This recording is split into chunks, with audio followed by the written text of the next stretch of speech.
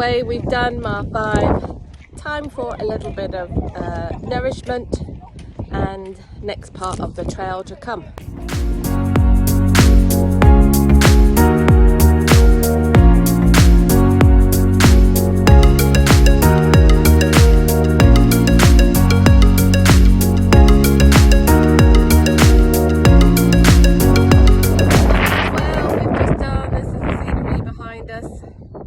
Feeling it. My body is telling me I either need to eat, drink or pee. So stay hydrated, keep eating, but we'll get there. Thank you.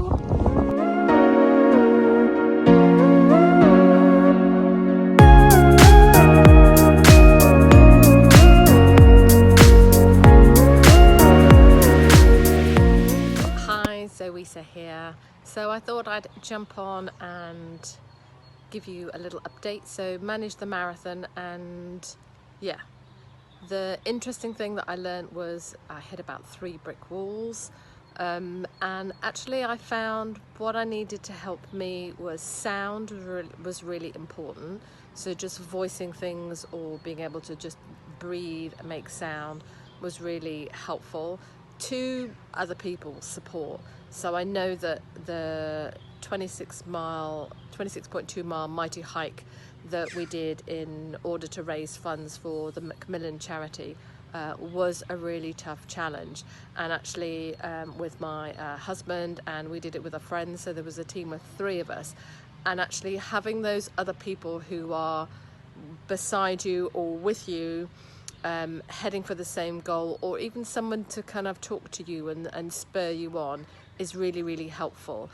Being able to kind of get out of that mind sink or that mind loop, to be able to know that it's okay, or just when you're in that space and feeling like I can't do it, I don't know what's going to happen, and can be quite emotional, then actually having somebody outside to be able to go just one step, just focus on this, just one little thing, one foot, and having some walking, so I used some walking poles to help me and support me, was really great. And also the other thing that I learned en route was hydration.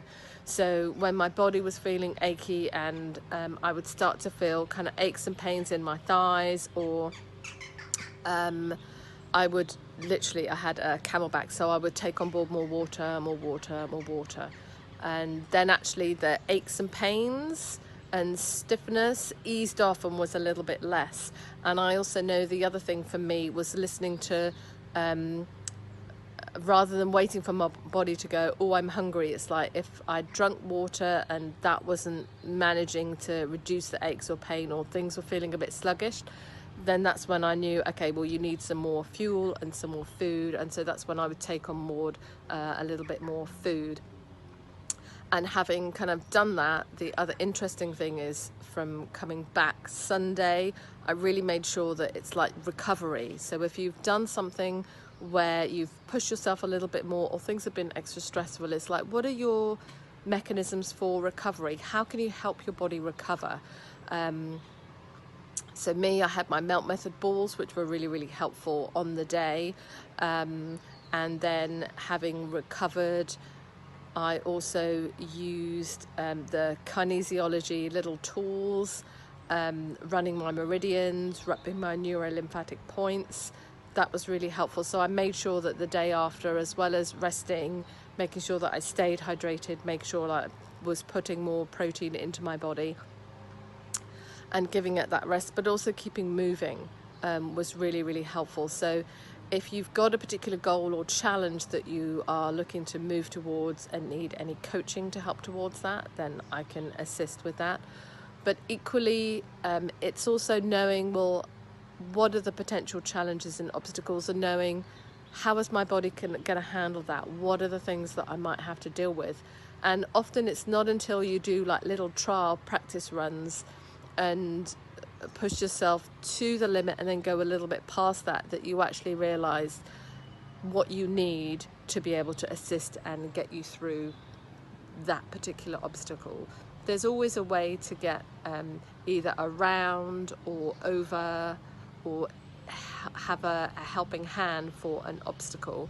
And also, obstacle is an obstacle, or actually it's an opportunity to just expand and do something more than you thought you could. It's not easy, it was tough, definitely, but again, this is where having support is really important, and also having a plan or knowing what you need to help you recover. That's equally important. If I can help you in any of those things, then do let me know.